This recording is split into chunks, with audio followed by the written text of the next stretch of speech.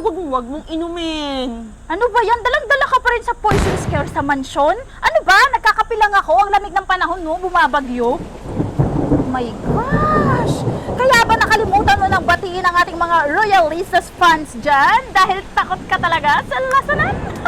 Ay, siya nga pala mga ka-Royalistas. This is your gorgeous Jenny, ang inyong royal servant. And of course, ako naman si Alluring Loida! Alluring. Alluring Loida! And giving you the royalty sa mundo ng mga royales. Royalty big T, ibig sabihin, chismis!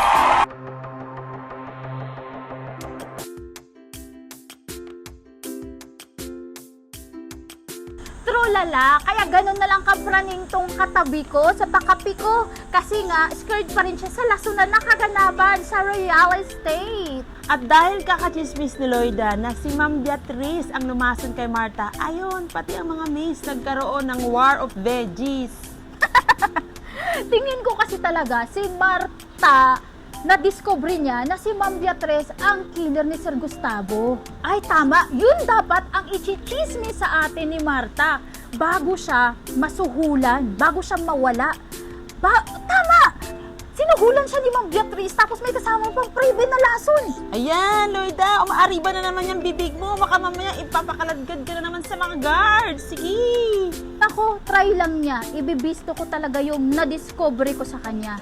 Na pinasok niya si Marta sa ICU, tapos pinagbabantaan niya na sasaktan ang buong pamilya ni Marta sa probinsya kapag hindi siya mananahimik. Talaga? May ganong ganap?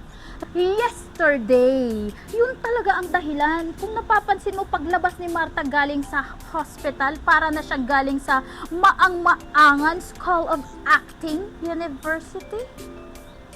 May ganon, university? Yes! Narinig ko yun, At dahil isa sa tropa natin na nasa ICU at napagkamalang sinadyang nilason dahil kakati, ayun, nabulabog ng bonggang-bongga ang Royales Universe. True, Lily, ang daming masalimuot na konfrontasyon this week. Si Ma'am Diana, tsaka si Tasha, ayun, nag-away, nagsabunutan dahil sa silos. Ayan, sa bunutan, ganyan. Kaya si Sir Ouch! Christoph, inaward si Ma'am Diana dahil kakasawsaw sa issue ng mga maids. Pero si Sir Napoy, nag 1+1 na kasi mula sa suspecha na may sumadyang ihulog ang tatay niya sa kabayo, Sir Gustavo, ayan, napag-isip-isip na naman siya na baka mula sa laso namatay ang tatay niya.